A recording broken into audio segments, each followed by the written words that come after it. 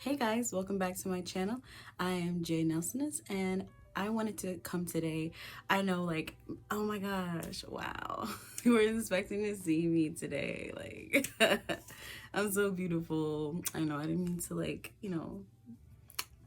to, not tell you guys I was coming. I wanted to make a video about my labor and my horrifying, my PTSD giving, my, horrible labor and delivery story, and I wanted to share that with you guys.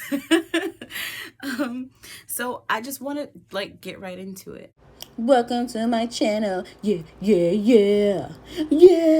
I went into labor, I think at 39 weeks.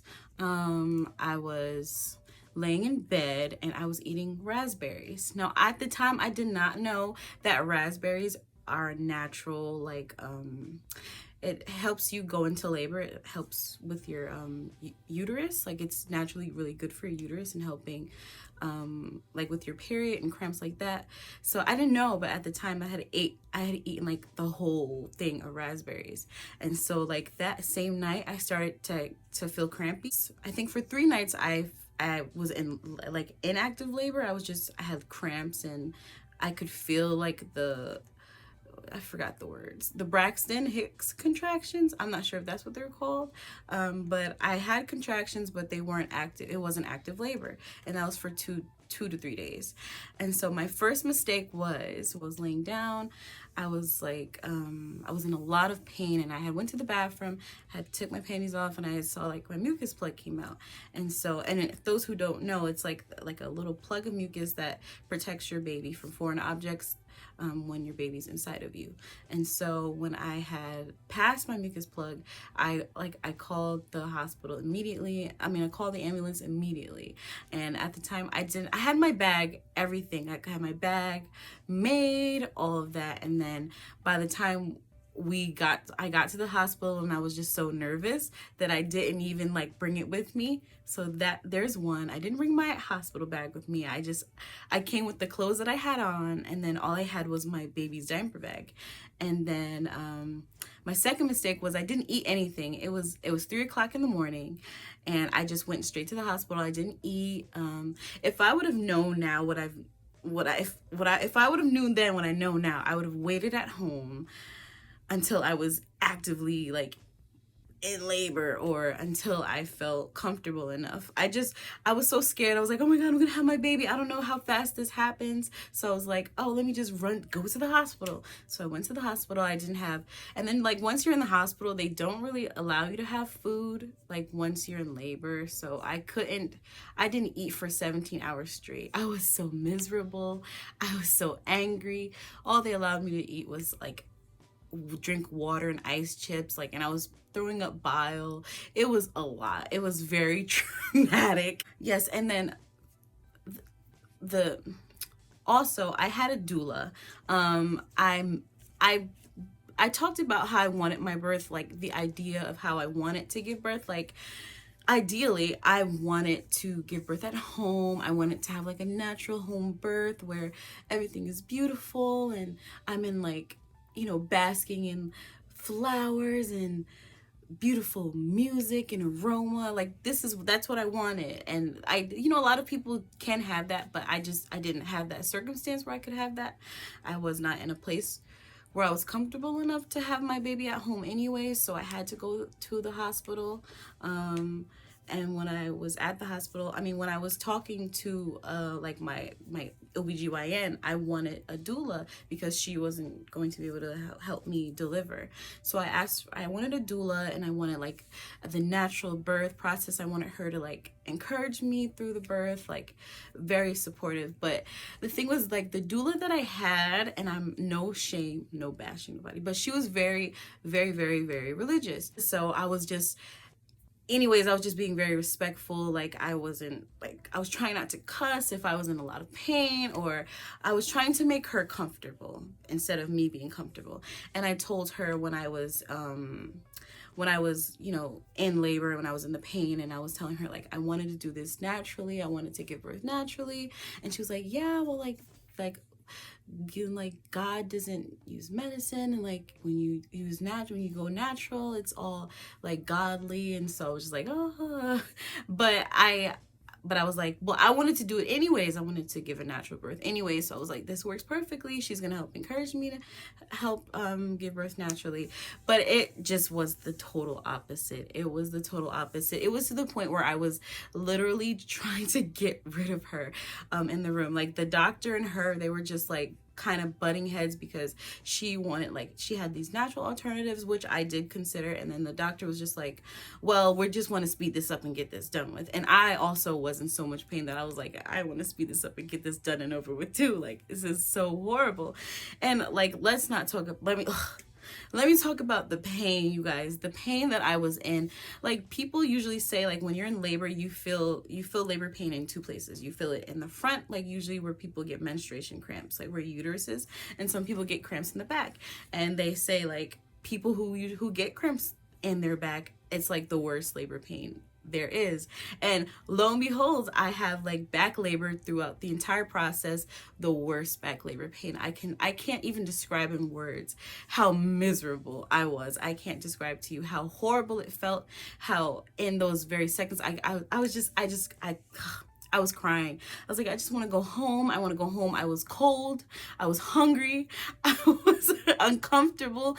The doctor wouldn't let me get up. She every time I got up, because they had like that thing on your stomach, so like it helps monitor the baby's heartbeat. So like it had to be in place. And so I couldn't move. I couldn't get up. And then when I did move and get up, I could only go to the bathroom. So I would go to the bathroom. I'd sit in the shower. Then the doctor would come and say, you got to get back in the bed now. And I'm just like, I don't want to get back in the bed. I was so comfortable in the shower. The shower helped ease my labor pains. Like, if I didn't go in the shower, I think they would probably force me to do forgot what it's called. You know, when the surgery, I thought they would force me to do it because I was not going.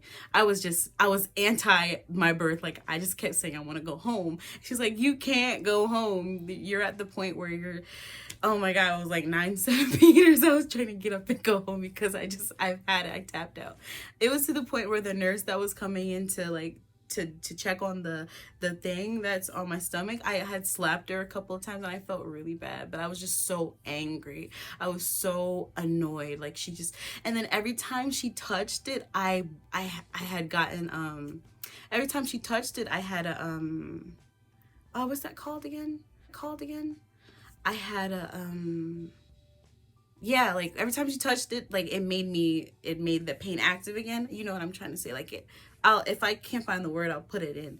But every time she touched me, I had gotten labor pain, and I just was so annoyed and done with it. It got to the point where I was 9 centimeters dilated. I could feel the pressure of my baby, like, on my like in my pelvis. Like, I felt the pressure, and I remember in that moment, I kept screaming. I just kept screaming and like, ah.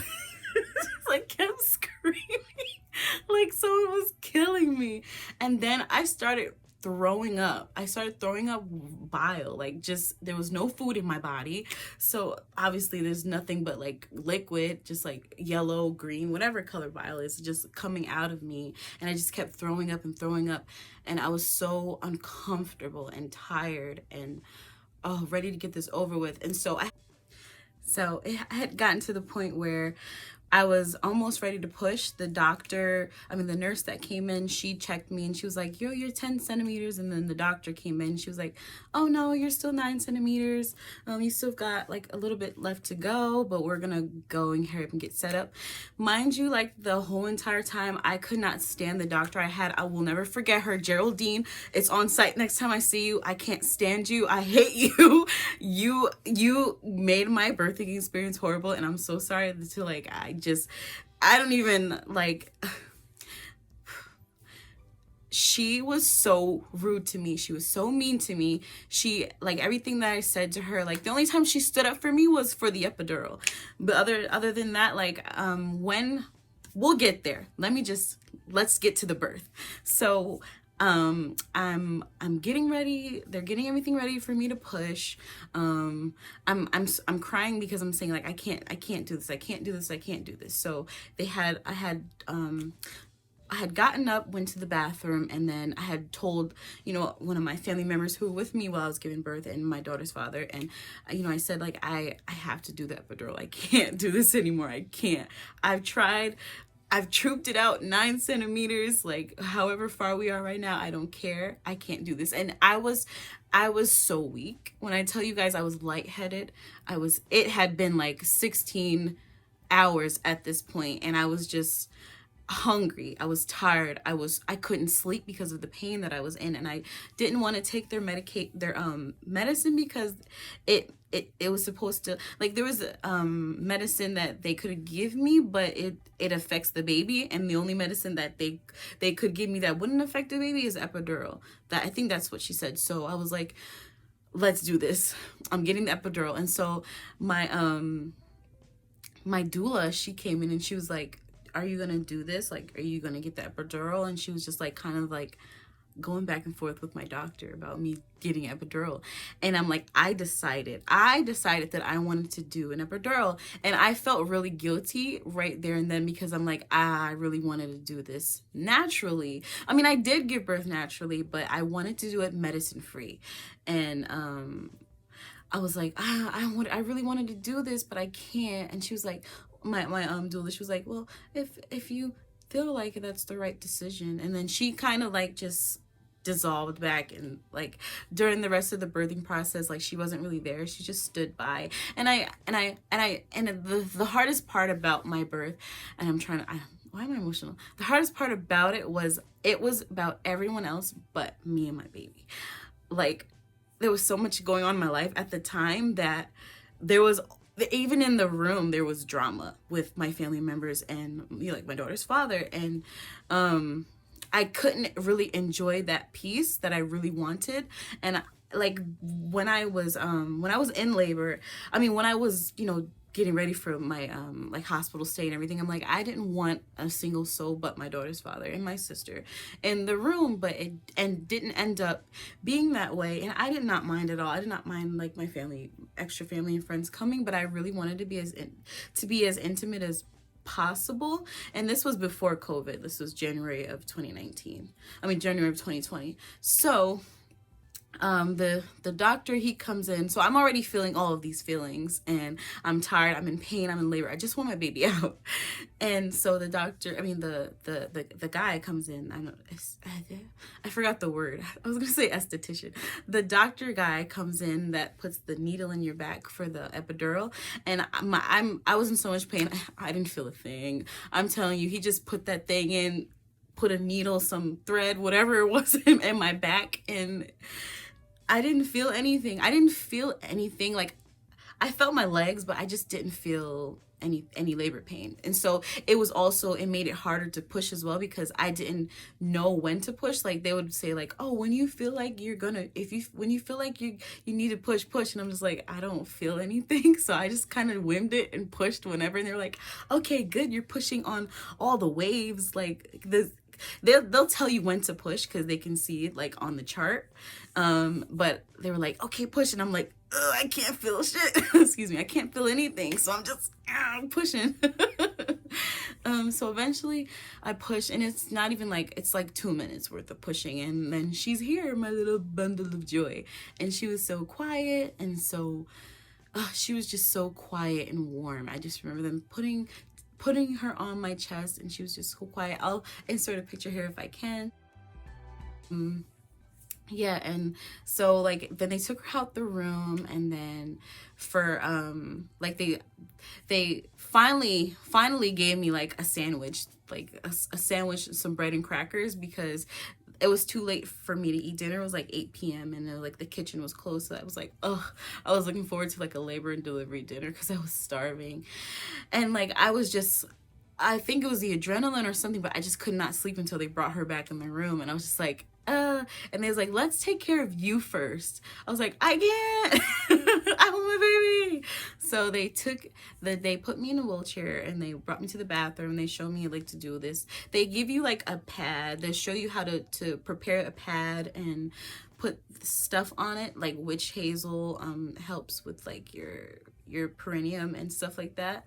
Mind you, oh my god, I almost forgot. I was going back to Dr. Geraldine. So after I finished pushing my child out of my vagina, and I'm in so much pain, and I've like teared like a tiny bit, you know what I mean? She's trying to like suture me back up. Mind you, I had just finished pushing, so my legs are shaking. I feel like a little woozy and like, you know what I mean? I'm hyper focused on my child, and then she's telling me to open my legs. She's telling me to do this, and I'm just like, and then they give me her, so I'm holding my baby's on my chest, and they're like trying to, you know, do whatever they're doing down there, and I'm just like, I feel nicks and pricks, and she's like, do you feel that? I'm like, yes, I do. And so she's like, okay, I'm just gonna put little numbing something. So she like does everything else, and then she's just like, if you don't stop shaking, we're gonna take the baby. I'm like, I can't help it. And so I asked like my daughter's father if he could take the baby for me, so I can lay there and just play dead while they put a needle in me.